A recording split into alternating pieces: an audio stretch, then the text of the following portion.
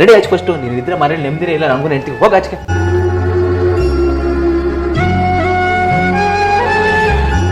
ಯಾಕೋ ಮಗ ಅಮ್ಮನ್ ತಳ್ತಾ ಇದ್ಯಾ? ಇನ್ನೇನ್ ಮಗ, ಯಾವಾಗ ನೋಡಿದ್ರೆ ಮನೇಲೆ ಬಿದ್ದಿರುತ್ತೆ, ನನಗೂ ನನ್ನ ಹೆಂಡತಿಗೂ ಪ್ರೈವಸಿನೇ ಇಲ್ಲ, ಅದಕ್ಕೆ ಆಚೆ ಕಟ್ತಾ ಇದೀನಿ. ಲೋ ಮಗ, ವಯಸ್ಸಾದ್ಮೇಲೆ ಆಚೆ ಹಾಕ್ಲಿ ಅಂತ ನೋಡಿ ನಿನ್ ತಾಯಿ ಇಷ್ಟೊಂದು ಕಷ್ಟಪಟ್ಟು ಬೆಳೆಸಿದ್ನಿನ್ನ. ಸುಮ್ಮನೆ ಮಗ, ಮನೇಲಿದ್ರೆ ನನ್ನ ಹೆಂಡತಿನ ನಾವು ಅಮ್ಮನ ಜಗಳ ಆಡ್ತಾರೆ ಯಾವಾಗಲೂ, ಅದಕ್ಕೆ ಅನಾಥಾಶ್ರಮಕ್ಕೆ ಹೋಗಿ ಸೇರ್ಕೊಳ್ಳಿ ಬಿಡು. ಏನೋ ಮಗ, ನೀನು 9 ತಿಂಗಳು ಹೆತ್ತು ಹೊತ್ತು ಸಾಕಿದ್ ಇದಕ್ಕೆ ಏನೋ. ಒಂದು ತಾಯಿ ಒಂದು ಮಗುನ ಜನ್ಮ ಕೊಡ್ಬೇಕು ಅಂತಂದ್ರೆ ಸತ್ತು ಬದುಕ್ತಾಳ್ ಕಣೋ. ಬಿಡಪ್ಪ, ನನ್ನ ಮಗನ ಬೈಬೇಡ. ನನ್ನ ಮಗ ಸೊಸೆ ಇಬ್ರು ಚೆನ್ನಾಗಿದ್ರೆ ಸಾಕು, ನಾನು ಅನಾಥಾಶ್ರಮಕ್ಕೆ ಹೋಗಿ ಸೇರ್ಕೊತೀನಿ. ಇದು ಕಣೋ ತಾಯಿ ಪ್ರೀತಿ ಅಂದ್ರೆ. ನಿನ್ ಯೋಗ್ಯತೆ ಇಲ್ಲ ಅಂದ್ರೆ ಹೇಳು, ನಾನೇ ಸಾಕೊಳ್ತೀನಿ. ಹ್ಞೂ ಮಗ, ನೀನು ಹೇಳಿದ್ ಕರೆಕ್ಟು. ಮಗ, ಹಿಂಗೆ ಹೇಳ್ತೀನಿ ಅಂತ ಬೇಜಾರು ಮಾಡ್ಕೊಂಬೇಡ ಕಣೋ. ತಾಯಿ ಸೇವೆ ಮಾಡೋದು ಒಂದೇ, ದೇವ್ರ ಸೇವೆ ಮಾಡೋದು ಒಂದೇ ಕಣೋ. ಅಮ್ಮ, ನನಗೆ ಕ್ಷಮಿಸ್ಬಿಡಮ್ಮ, ನನ್ನ ಜೀವರ ತನಕ ನಿನ್ನ ಚೆನ್ನಾಗಿ ನೋಡ್ಕೋತೀನಿ ಕಣಮ್ಮ. ದೇವರು ಬರೆದ ಕಥೆಯಲ್ಲಿ ತಾಯಿಯ ಪ್ರೀತಿಯೇ ಮೊದಲಿಲ್ಲಿ.